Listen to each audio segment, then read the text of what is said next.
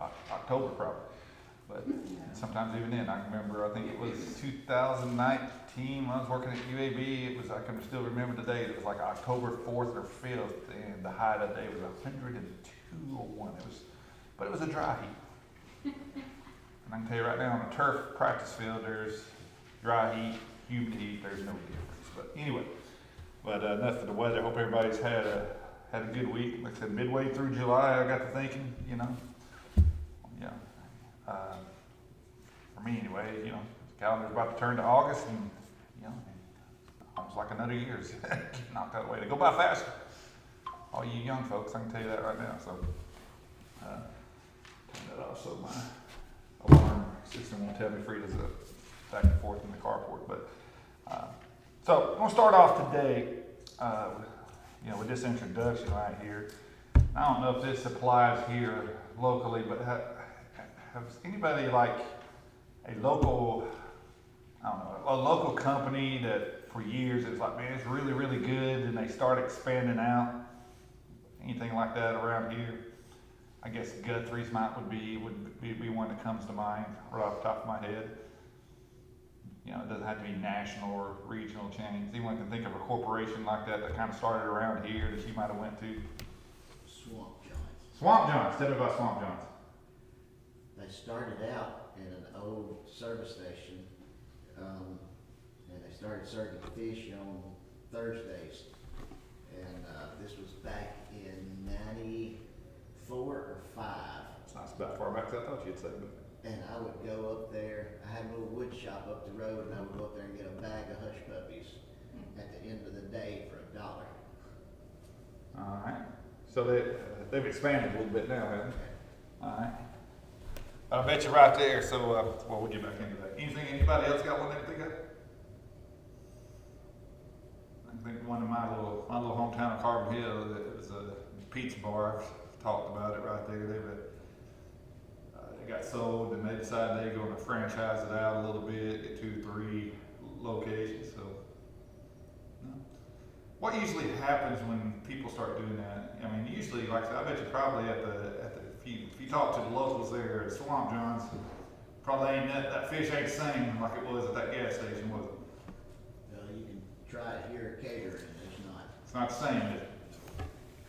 So, for whatever reason or the other, right? Same way, like I said, with the pizza bar, it's just, it's really sad. I don't even, when I go to Carbon Hill now, I go there. As a matter of fact, there's a gas station I guess they got for the famous ham and cheese sandwiches and stuff they have.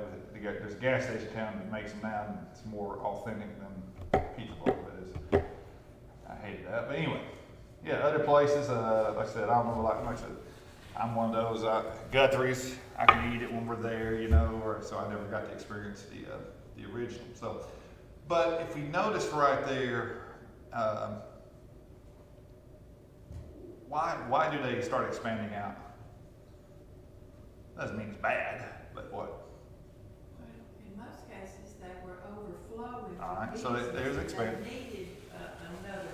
Well, when I say expanded, like, hey, we're gonna start franchising. Let's start spreading out. What do you think the motive is? I mean, it's profit in it. Yeah. So then, if you can still keep quality with that, you got a good thing going. And I'm putting that out there with this. I'm gonna read this story. Does anyone here know who Howard Schultz is? Yeah. Anyone here ever paid like $7 for a cup of coffee at Starbucks? Yeah, he's the CEO of Starbucks, and as I said, I'm not a Starbucks person. I don't drink coffee.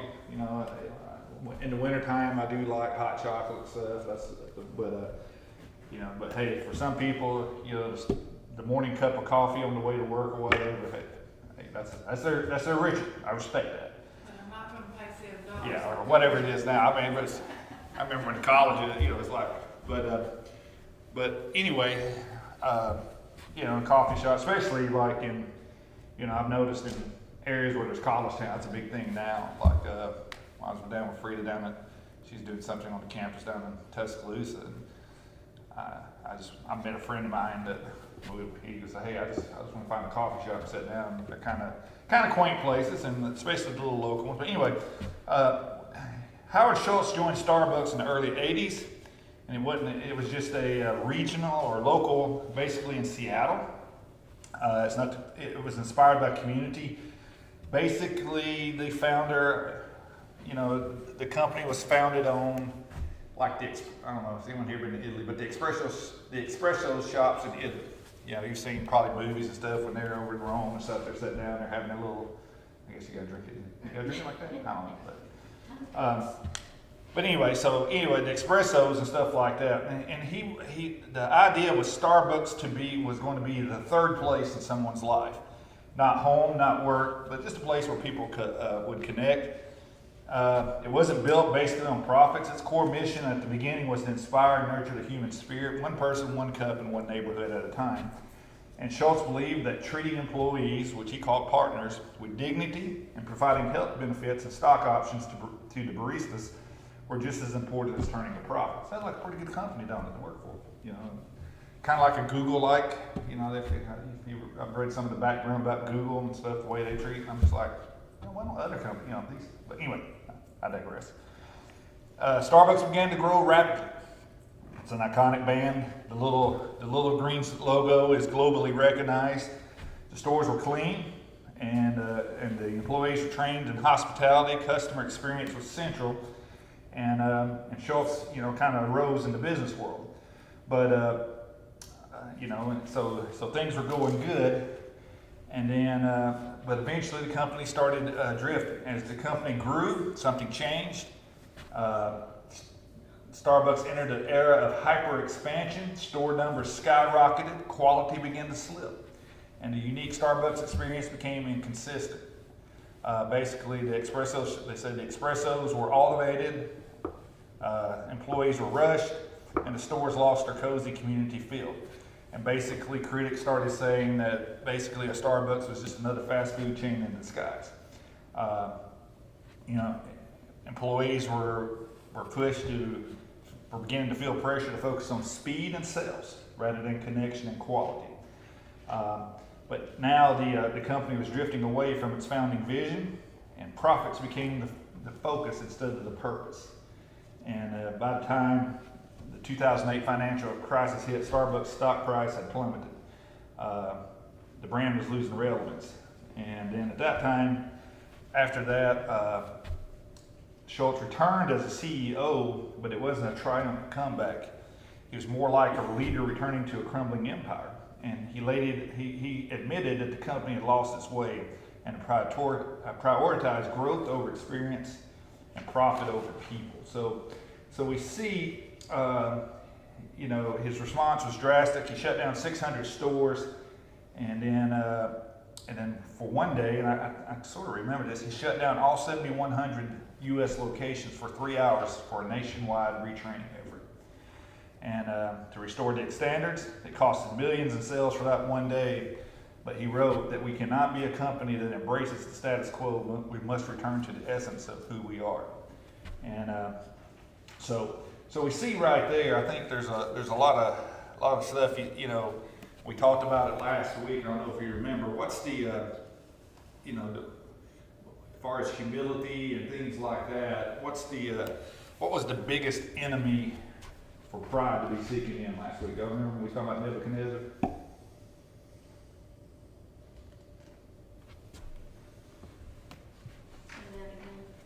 What's the biggest?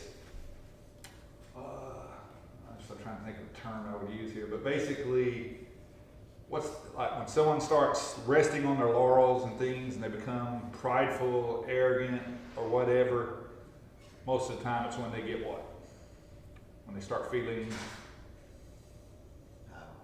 powerful. That's one. Comfortable. You remember we talked about that. There's some of those things that when people are like, they kind of let up on what, and I'm not talking about Nebuchadnezzar, I'm just saying, yeah, I've made it. I can kind of, in the athletic world, it's called complacency, I think. So, but here we see, the biggest problem again with this company, and again, there's no issue with, making a profit, but I think we see right here,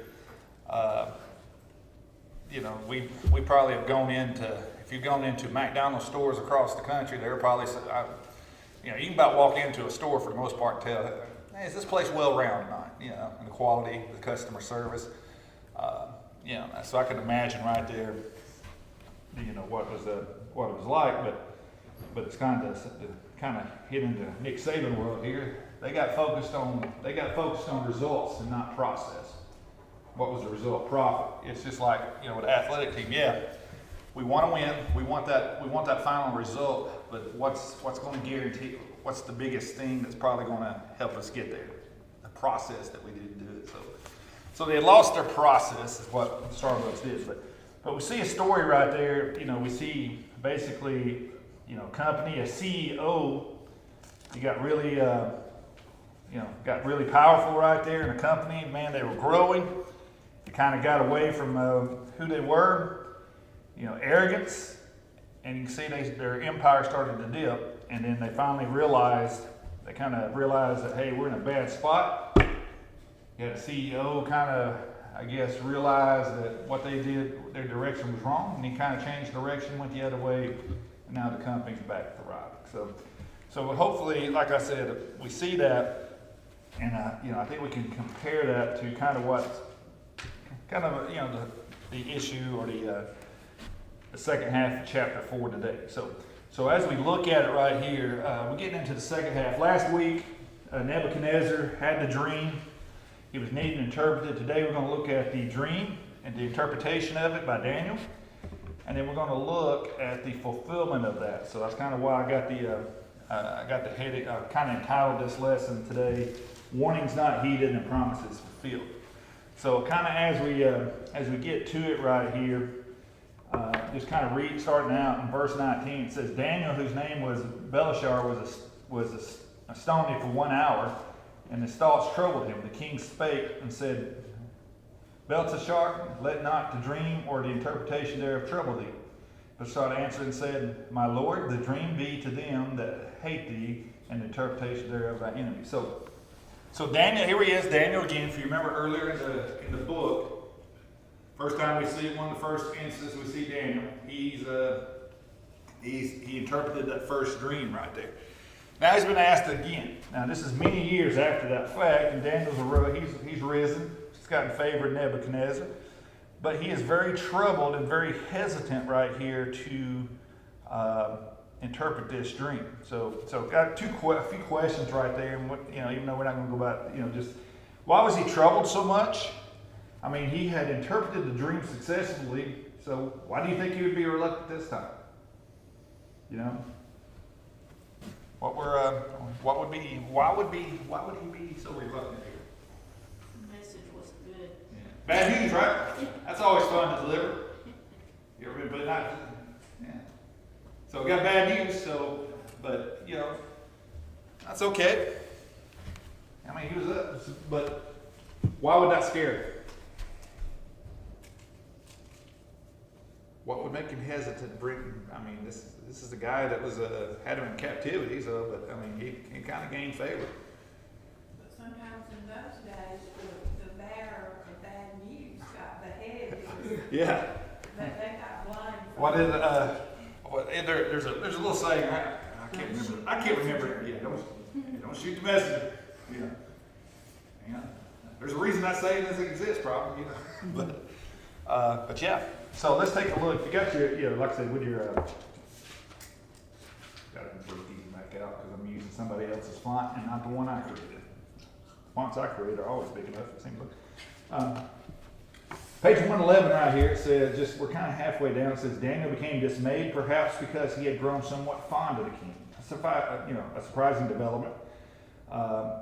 Perhaps Daniel was dismayed because bringing bad news to the king could result in his fall from the king's favor. At any rate, breaking this bad news to the king was difficult for Daniel. And so we got that, and another one right here. Just kind of reading it, and maybe we can go forward. Basically, as we continue, I can't read my writing now from my notes, which is always good.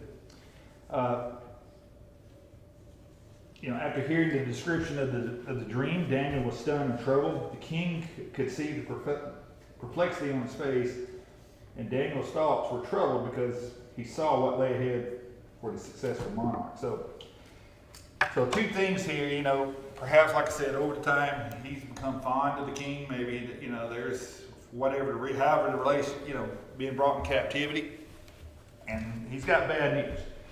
And we see there, like I said, the things that were shared here. As like Sharon says, a lot of times the messenger, unfortunately, had to pay the price for it. But the king right here, obviously, he's reading Daniel's body language.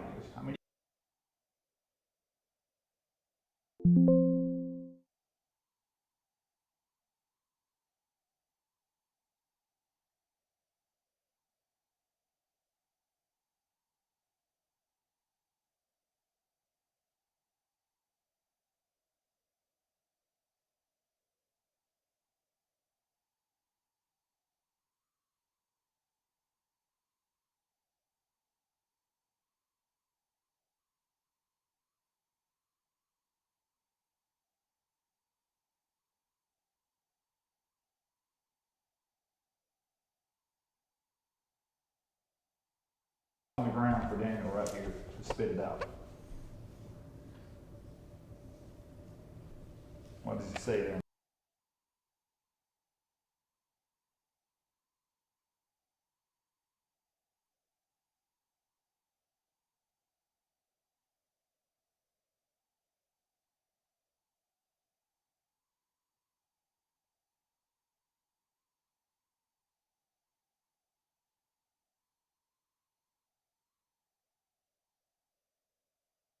If someone's says they got good news and bad news, which one do you want to hear first? You want to hear the good news first? Yeah. You want to hear the bad news first? There's no right or wrong. It's your personal opinion. Why? Because the end's got to get you practice, getting you prepared for class. I'm a big participant. Yeah, we hope the good news will offset the bad news. Yeah. Because it's like you can't really, if you're sitting there getting the good news first, you can't enjoy it because there's something bad coming behind it. So that's kind of what I was thinking right here. I think it's one of those things that's probably Nebuchadnezzar's like, hey, I know something bad. Let's go ahead and put it on. I can't stand when the principal or your boss or somebody calls you, hey, Scott, hey, come to my office in the morning, I need to talk to you about something. Hey, how about a little weather report, I'm going to be worried about it all night. Using my response, hey, let's talk about it right now. And then if he goes, I can wait, I know it's probably something out there. That's why I like knowing. No, I don't sleep at night. I don't know how you guys are. But anyway, Nebuchadnezzar, kind of let him off right there. So we get there, and as I said, Daniel's troubled. And I think here, and as I think about this, when I first read this story as I studied on it, it's just like, this is just another, Old Testament. Hey, you better get it right. God's going to come. God's going, He's going to judge you. And the more I think about it, though, I'm kind of moved by Daniel right here. And because I start seeing him, and looking at it from a different point. I'm not saying it wasn't there before, but I think for me, it was a lesson. There's a lesson being spoken here to me about some things I know I struggle with. So I try to circle back around to that. We get to verses 20 through 25 right there. So here we kind of start getting into the actual interpretation. It says, the tree that thou sawest, which grew and was strong, whose height reached unto the heaven, and the sight thereof all earth, whose leaves are fair, and the fruit thereof much, and in it was meat for all, under which the beasts of the fields dwelt, and upon whose branches the fowls of the heaven had their habitation. So, I can picture this, for me, the image comes out like a huge, like a centuries-old oak tree. You know what those look like. They're spread out. You can sit underneath those, and you can definitely, it's probably 20 degrees difference when you get underneath with all the leaves, and it's full, and you see the animals there eating. And if we look on page 112 now in our, like I said, I'm going to try to look at, some of this right here, just some of the, it says that Daniel informed Nebuchadnezzar the tree represented him And Daniel began tactfully indicating just that the tree had become great and strong, so Nebuchadnezzar's kingdom had become so great and strong. The last paragraph under Daniel 4 and 20, 22 right there, it says some Bible expositor, what can they just say, scholars right there. Yeah, I'm not one. That's just like I said, like I tell the kids, Coach, quit using big words. I said, I'm not going to dumb down my vocabulary just for you, but have suggested that ancient Near Eastern kings were sometimes identified with the tree of life because they protected and sustained their people. And of course it says there, when they start doing wrong, it goes the other way. It is thou, O king, that art grown and become strong, for thy greatness is grown and reacheth unto heaven, and thy dominion to the end of the earth. And whereas the king saw a watcher and a holy one coming down from earth, saying, hew the tree down and destroy it, yet leave the stump of the roots thereof in the earth, even with a band of iron and brass, in the tender grass of the field, and let it be wet with the dew of heaven, and let this portion be with the beasts of the fields till 7 times pass over him, or 7 years. So we see here now, we get what are some of the details that we see right there?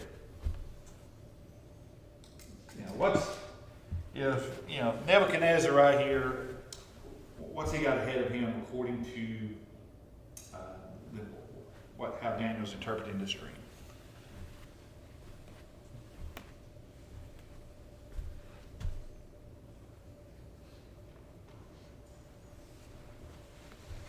There's bad news, so what's usually bad? What's the biggest bad news for a king?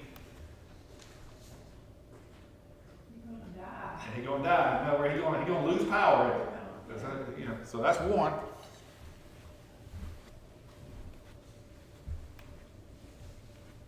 So what else?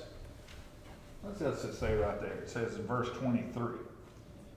So hew the tree down. Do you know what hew means? But Yeah, it's cut the tree down. Destroy it. Leave the stumps and the roots thereof the earth, even with iron and brass, and the tinder, and let it be wet with the dew of heaven, and let his portion be with the beast of the fields. What does that mean? Found out when I kind of dug into that, I thought it was going to be imagery and stuff, but it would be literal, wouldn't it? Nebuchadnezzar he's going to go around basically going to behave like the animals. I read some, and I think like I said, I've read about 5, but, that like he actually started acting like an animal.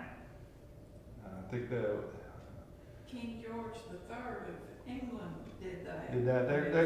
There's a term for it. I didn't write it down. Now, something. Yeah, I watched a YouTube thing that showed a bunch of different ones that actually had that, and they called the disease several times. Yeah, but it's like, I think it's like a bovine, a cow, I guess, and stuff. But I can't remember. I read something, and maybe I read ahead or something. Anyway, it's like he actually, like his hair was grown.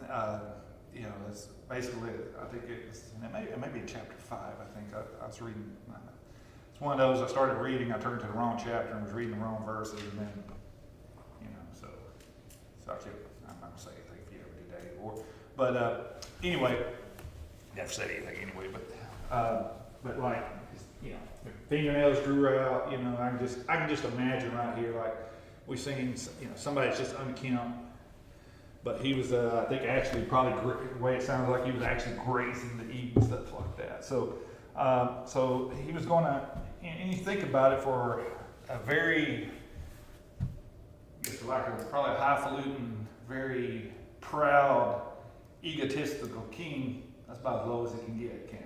Because we're going to get into that here in just a second, a little bit more. So that was just some of the details right there. Now, verses 26 and 27, this kind of ties back in to what we kind of getting into what I was saying there a while ago about being moved. But so Daniel describes the judgment in detail. The king's going to lose his mind. He's going to live as a beast. A symbolic picture of pride stripped down to its raw states, what this commentary says. The phrase, and we look right here, this is the interpretation, O king, that this is the decree of the Most High, which has come upon my Lord the king. That and then verse 25 is important right here, well, they're all, but you know what I'm saying. That they shall drive thee from men, and thy dwelling shall be with the beasts of the field, and they shall make thee to eat grass as oxen, and they shall wet thee with the dew of heaven, and 7 times shall pass over thee. Now let's look at this last statement. Till thou know that the Most High ruleth in the kingdom of men, and giveth to whomsoever he will. So that's kind of what he says. Basically, until you know, that everything is, it's not about you. God's giving you everything right there, your power, or has allowed it. And he says, until you know that that's the case, then this is what you're going to go to. So now we're going to skip down right here to verse 26 kind of builds on that. It says, and whereas they commanded to leave the stump of the tree roots, thy kingdom shall be sure unto thee, after thou shalt have known that the heavens do rule. So basically, until he knows that the heavens rules, it's just another way of, I've read something there, basically, that's just another, he would have recognized, that's the saying, basically saying, hey, God's in control.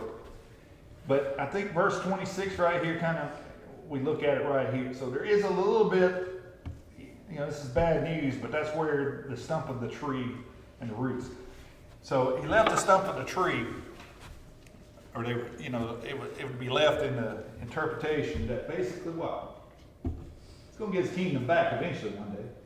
But again, there's conditions for him to reach that right there. So but let's take a look here at verse 27 in Daniel. Wherefore, O king, let my counsel be acceptable unto thee, and break off thy sins and righteousness, and thy iniquities by showing mercy to the poor, if it may be a lengthening of thy tranquility. So as we look at this now, in page 50, as we look at it on that verse, we see Daniel almost, he's kind of pleading with him, isn't he? Hey, you can avoid this. You can avoid this. But what were some of the issues that Nebuchadnezzar needed to fix? He had to recognize, basically, first of all, just started to give credit where it's due to God. So, in general, what's the word that describes that when you start taking credit for all the work?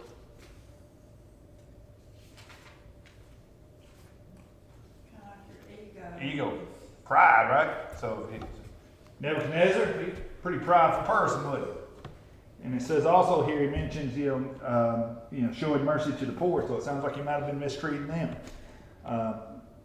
We look here, another one right here, just another to read from this point right here.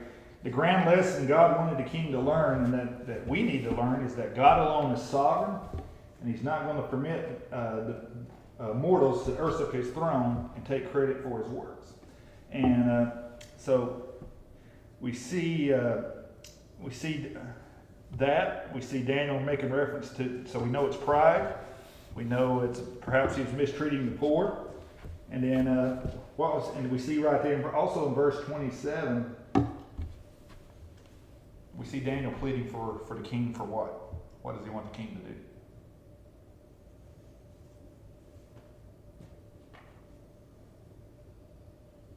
Pleading for him to do about it?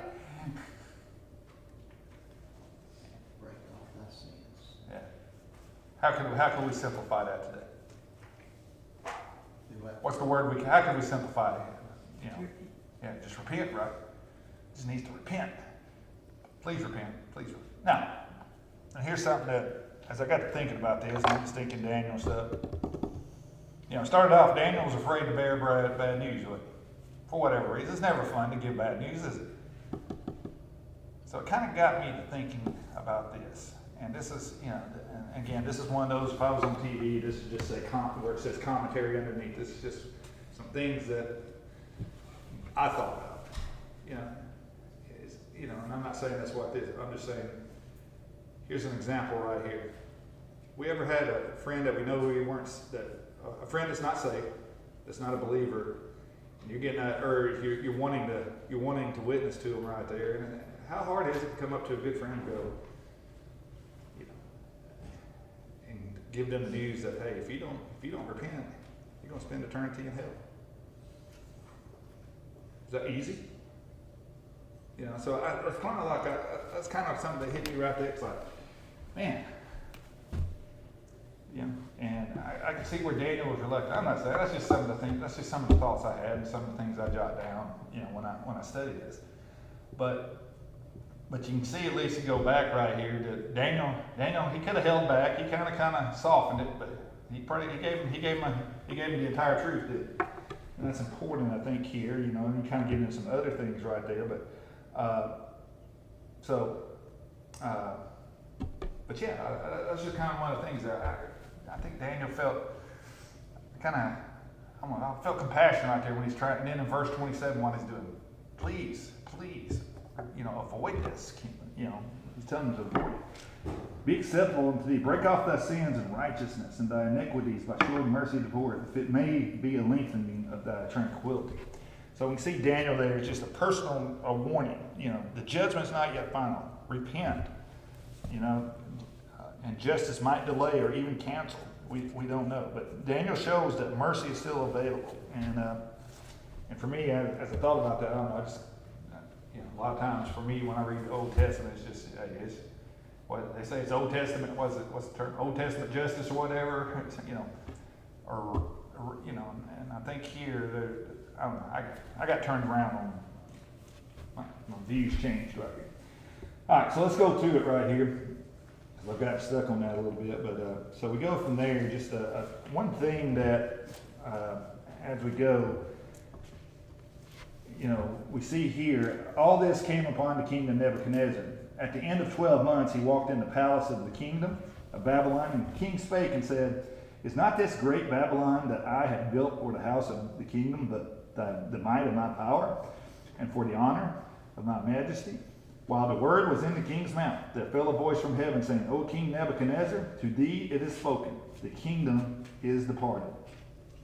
So, and they shall drive thee from men, and thy dwelling shall be with the beasts of the field. They shall make thee to eat grass, and oxen 7 times shall pass over thee until thou know that the Most High ruleth in the kingdom of men, and giveth it to whomsoever he will. The same hour was fulfilled. Nebuchadnezzar, he was driven from men, and did eat the grass as oxen, and his body was wet with the dew of the heaven, till his hairs were grown like eagle's feathers, and his nails like bird's claws. I knew I'd read that somewhere about where it started describing it. So I thought, like I said, I got a haircut for the first time in about 8 weeks the other day, and I kind of felt like I had some feathers back there, but obviously not as bad as Nebuchadnezzar had. But you can see there, and his nails were like bird claws. You know, I mean, I'm sitting there just imagining. You ever seen people that got long nails? And you just like, I'm just the opposite. All mine stay in the wig all the time. But yeah. So you can see right here, and I figure I don't know what Nebuchadnezzar, but you know, most people at that time. He probably wasn't a bad-looking dude, just, you know, when he was in his royal garb and stuff like that. So now here he is, unkempt. So it's just a total 180. So you can see right there. There he was a year later. Just, man, look at all I did. And it says he hadn't even got the words out of his mouth, and then God spoke. Why do you think God waited 12 months? Probably acted right. What's that? He probably acted right. Yeah. Think he acted right. So. Think he might have heated Daniel's advice there for a while, but kind of got back to it, huh? So,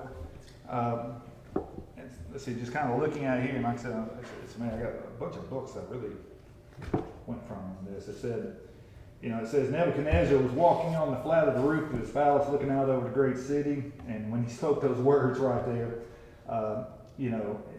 as he said, he was walking in pride. And, we have to say right here that if you had to rank, I don't know if you want to rank them, that might not be the right word, but things that got people in trouble in the Old Testament, probably some of the top things. Pride would be up there towards the top of the list when you have to think. So, it says here, let's see, I'm going to look this verse up right here real quick. Verse 6:16.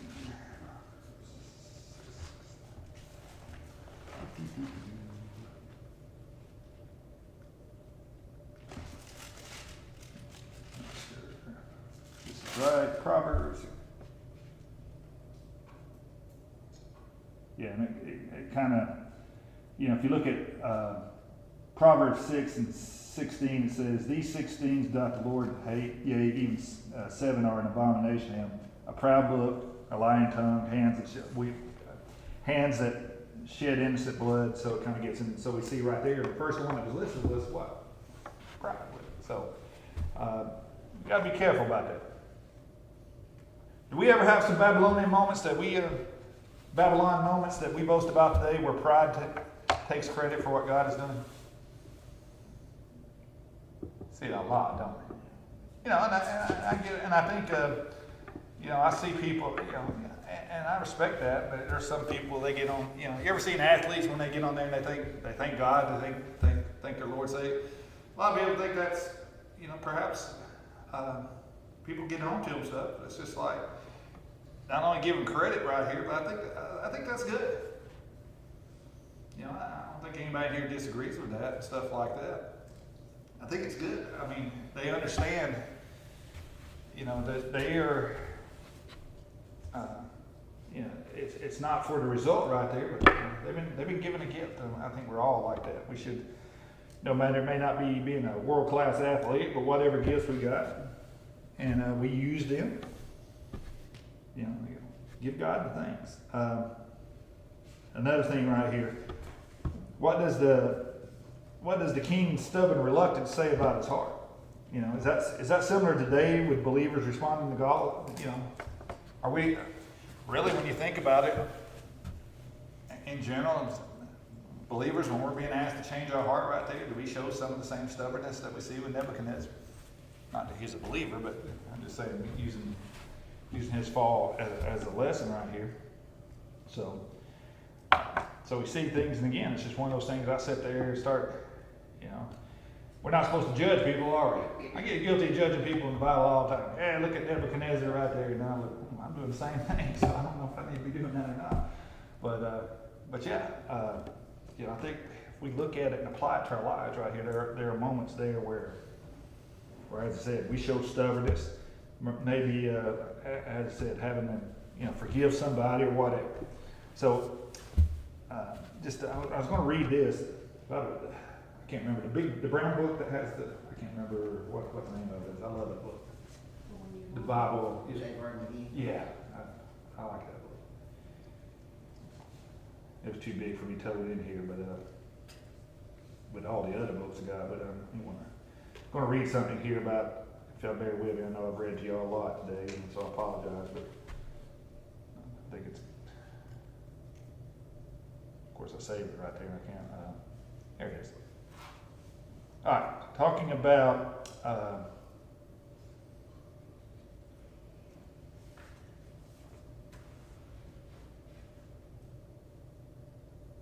here it is right here. So we're talking about when Nebuchadnezzar, like I said, once he goes in his kingdom is stripped from him, and it says, this is coming from that book, it says evidently Nebuchadnezzar suffered from hysteria, Hysteria. Some of the symptoms which are evident in his life are characteristic of this form of abnormality.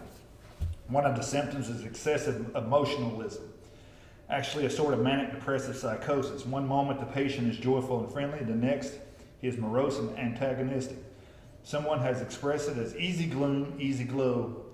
It is an up and down state. And it says, we all know people that are moody at times and very joyful at others. And this was a real problem for Nebuchadnezzar. We saw examples of that. Remember how we talked about, as we studied this, he had anger issues. We talked about he just flew off the handle right there. So this is what this gentleman is saying here.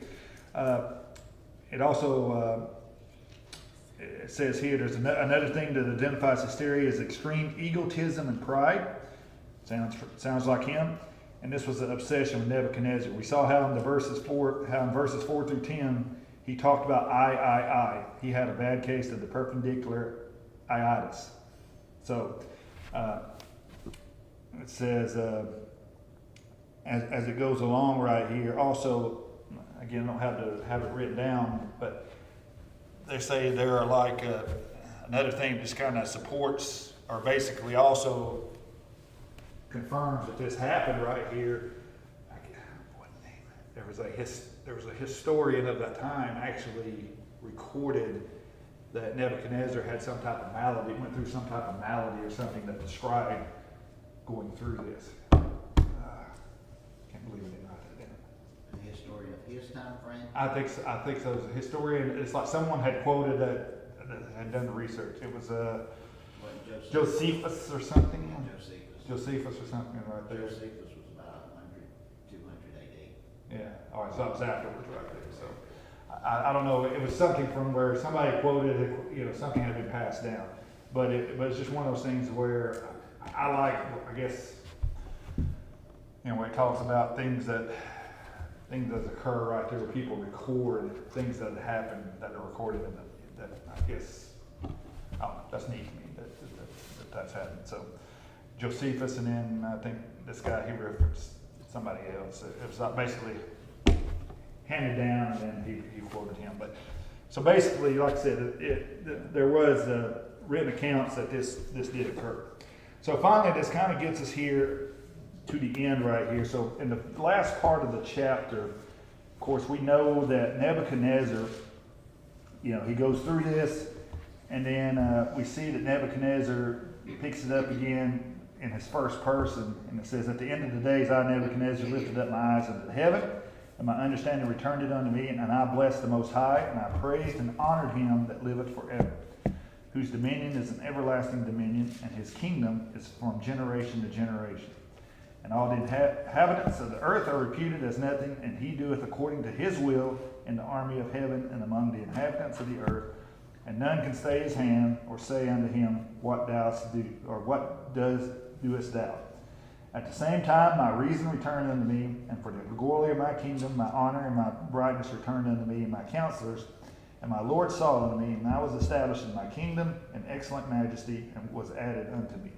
Now I, Nebuchadnezzar, praise and extol and honor the King of heaven, all whose works are truth, and his ways judgment, and those that walk in pride he is able to abase." So, based on these verses right here, and again, just kind of open it up right here. And we've asked before, we've seen with Nebuchadnezzar throughout these chapters we studied so far, but like he was kind of getting close. Has he had a conversion? Is he converted? What do you think? I think he is now. Yeah. Now, after he had to go through all that hardship, then you got to kind of, it's like sometimes you got to get the message with the bluntness of a 2x4. Did he have opportunities before to convert? Sure. That 12 months. Yeah, had that whole 12 months, even before that, so, and that's kind of the thing, and that, what does that say right there as a role as Christians that we play in the lives of non-believers we work for, what do we see here, He saw something different in Daniel and his friends. Yeah, saw something different, they stood out, didn't it? We as Christians should be different. In a good way. Yeah, we stand out in a good way. And then it just says the first person narrative picks up, for at the end of 7 years, Nebuchadnezzar was delivered from his affliction, restored to sanity, and it began with the king lifting his eyes to God, which suggests both faith and submission right there. So I think also, and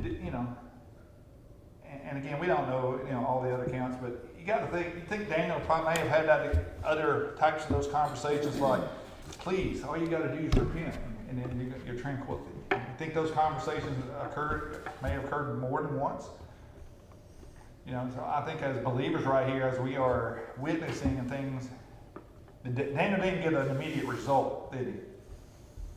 But did he, I think, we got to understand we can plant the seed at times. And just kind of talking back, getting into pride, and there's one story that kind of got back to it, and I wanted, because I really liked it. On page 116 in your book right here, under the life lessons, it talks about God bringing down the proud. It says, God sovereignly decrees to bring low the mighty King Nebuchadnezzar. Corrie ten Boom offered a good word about pride. And she said that she was once asked if it was difficult for her to remain humble amid all the attention she was getting.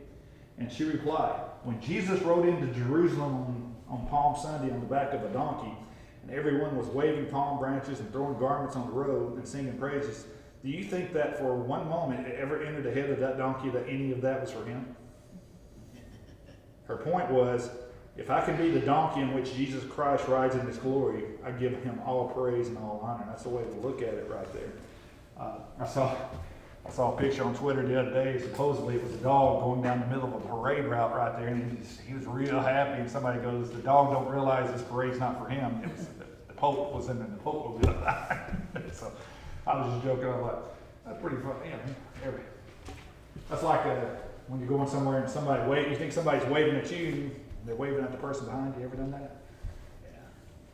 So, oh, my bad. But anyway, yeah, I think Corey, that's a great way to think about it. Is when we do God's work right there, think about it like that.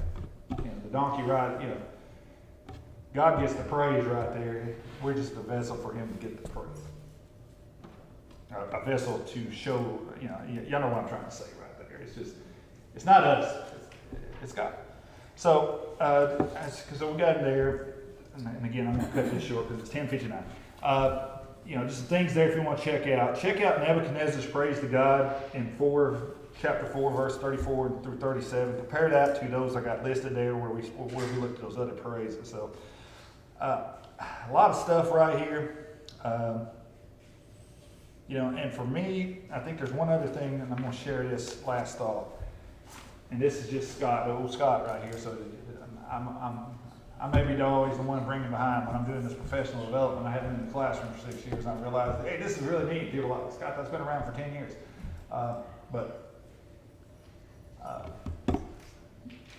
God's grace is very evident in the New Testament, and that's the thing that's opened my eyes. Is God's grace in the Old Testament too. So I get caught up in the wrath, the judgment of the Old Testament accounts, but I'm starting to see the grace in it too. So anyway, that's just something for me. But anyway, I wish I had another hour on this because I really enjoyed this I think there's a lot. You can go in deep on this, but my time is up. Or as they say, I use this. I yield my time back. This is sweet. If not, we'll close with a quick word of prayer. Lord, again, we're thankful for this day. Thankful for your many blessings, Lord. Thankful for your word, Lord. Lord, just ask that we take what we studied here today, we can apply it to our lives, and just be better servants to you, Lord. And Lord, just let you be all the glory.